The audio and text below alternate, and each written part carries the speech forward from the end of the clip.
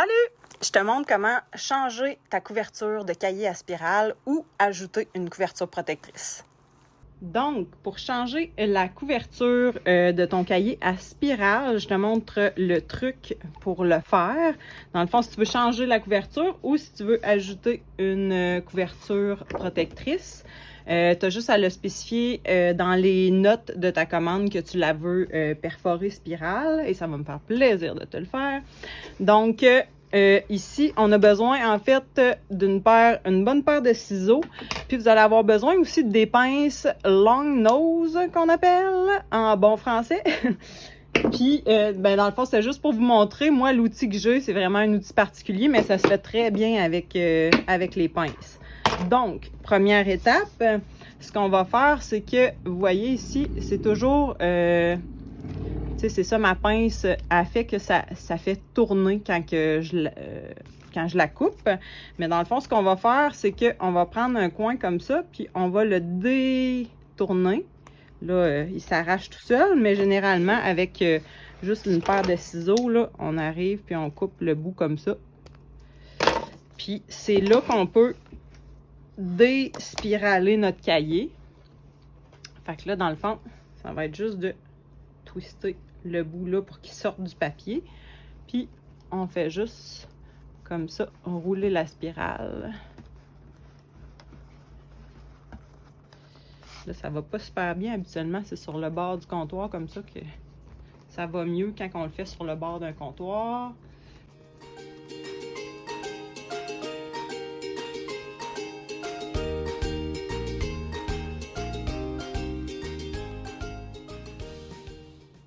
Donc, une fois que c'est fait, on a notre spirale, on la garde, on change notre couverture et le dos.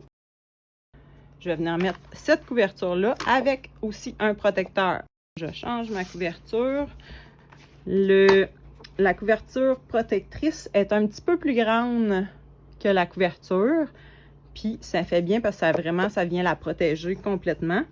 Donc, c'est juste un petit peu plus délicat à tout enligner ça parce qu'habituellement, la hauteur est la même, sauf que là, on a la couverture rigide qui va se déplacer. Mais en reprenant notre spirale, on va être capable de tout réaligner ça. Fait que dans le fond, je vais rentrer ma spirale ici dans le bord. Je la rentre dans la couverture et tout le reste du cahier. Dans le fond, c'est de starter le premier coin pour que tout soit bien aligné. Puis qu'on, tu sais, l'erreur des fois qu'on peut faire, c'est de passer un bout de couverture ou quelque chose. Puis là, on le spirale tout. Puis après ça, on arrive pour le prendre. Puis whoop, la couverture elle tombe. Fait que c'est bien important de s'assurer que tout est bien en place.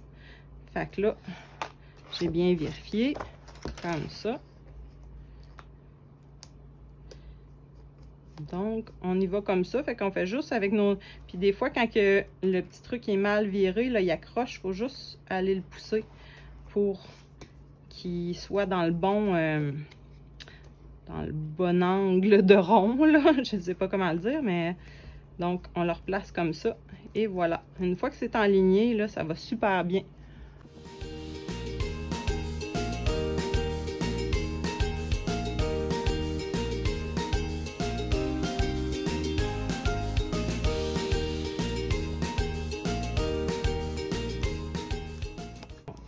Et voilà. Fait que là, à la fin, il faut juste tirer pour que ça passe le coin du cahier. Donc là, on arrive comme ça avec le bout qui nous reste. Fait que normalement, je prenais ma pince et je twist. Fait que je fais un petit peu la même chose avec la pince comme ça. C'est qu'en fait, on va aller chercher le coin, le bout de la spirale. Puis on va venir la revirer comme ça.